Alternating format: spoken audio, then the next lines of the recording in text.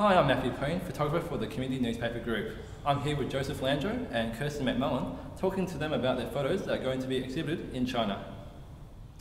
So Joseph, tell me about the photos that are going to be displayed in China. These 6 photos here are a selection from a series I made entitled 12. There was 12 objects shot and 12 people shot. It dealt mainly with fear, people's fear on a subconscious and conscious level. That was my take on these people's fears. So what sort of format did you shoot the photos on? I shot them all in the exact same manner, pretty much. There was 3 different styles in which they were shot.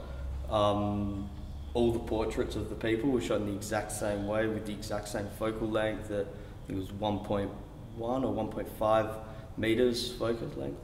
And then the exact same settings, the camera settings. And yeah. So what sort of camera? It was a Veronica SQA, I'm pretty sure. Yeah. So it's like medium format? Medium format, yeah. 120, and I was shooting off a Pan F film, yeah. So which is a 50 ISO film. So it was a nice slow reacting film with very little grain, so I could make them as grainy and grungy as I wanted while printing. Yeah. So how long have you been doing photography for? It's 4 years now, 4 or 5 years. And so what made you get into photography? Well, when I started studying, I was studying a film major and picked up a photography course in my first year as an elective in the first semester, and it was dealt purely with black and white film and darkroom processing and printing. And I fell in love with that sort of technique, and then every semester I kind of started picking up another one, and then by my second year of studying, I was pretty much on the way to doing a double major, so I changed to a double major and then focused mainly on my photography ever since then. So this was shot on film. Yeah. Do you shoot a lot of stuff on film, or is it digital? I shoot pretty much completely on film. I don't even own a digital camera. My sister's also a photographer, so she has a digital camera. I've got a bunch of film cameras, so if I ever need to shoot something digitally, we kind of swap cameras here and there. Yeah. So what draws you to the film cameras? I'm really interested in I'm not actually interested in taking the photos. I'm interested in printing the photos and constructing photos in the dark. So these are all photograms. So it's layering objects on top of the paper and then exposing that to light.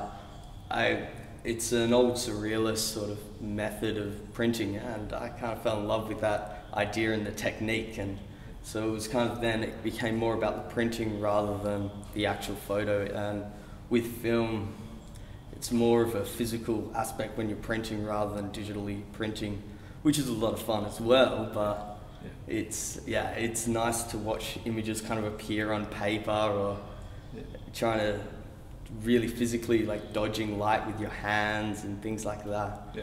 So were these printed?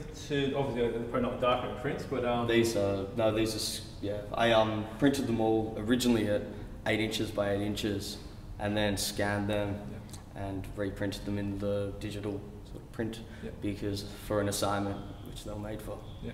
Do you have your own darkroom? I have like a temporary darkroom that kind of comes up whenever I need to print now that I've finished uni, so I can't use their darkroom. Yeah. So my bathroom kind of gets blankets over the windows and doors, and the little lights come in, but I need to make a more permanent sort of place for it. So where do you hope to take your photography? I don't know. I'm really interested in the kind of the surreal sort of art side of photography, into sculpture as well, and more of that, yeah. But whether there's a market for it or not is another thing. I don't know. I just enjoy doing it. So as a career, I don't know. It could happen. It might not. I'll keep doing it anyway. Cool. All right. Thanks for chatting, and all the best. Thank you. So Kirstyn, tell me about your series of photos. Well, they're a little bit of I've been doing it for about 2 years, this series. It's exploring abandoned spaces around Perth, and exploring different houses and the take of how people's lives are just in their belongings, and how they decorate their houses and what it means to them. And then when it's all left, either when they decease or when they move houses for whatever reason and everything's just left, I guess that's kind of my exploration. Yeah. So where did you find these locations? Was it like sort of you go out scouting for locations, or you sort of had pre-planned already, or? I'm constantly scouting for places. I think it started when I was probably about 17 and I went on a date to the old Freo power station, so that's my little thing started, and then ever since then I've just noticed you kind of pick up things when you're driving around and places that have closed down, and there's a little, like, they're very eerie, and it's really fun to explore them, and yeah. So what made you get into photography? I've always been passionate about photography. One of my mum's friends in London was a photographer. He was a travel photographer, and I saw his photos when I was over there when I was younger, and that's really sparked it. So, yeah. What sort of format did you use to shoot these photos? Was it digital, film? Or? Both digital and film. These ones here are all 35mm film. Yeah. Any particular film? No. No? Any particular camera? Any particular camera?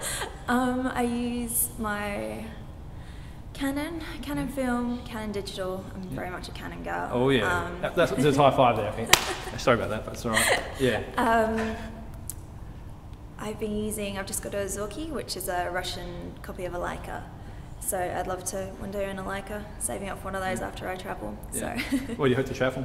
I'm leaving in 2 months to go travel around Europe for 4 months. Yeah. Yeah. So you're very excited about having these photos displayed in China? Yes, it's definitely a good step in my photographic career. Awesome. Very exciting. Awesome. Well, all the best, and thanks for talking. Thank you.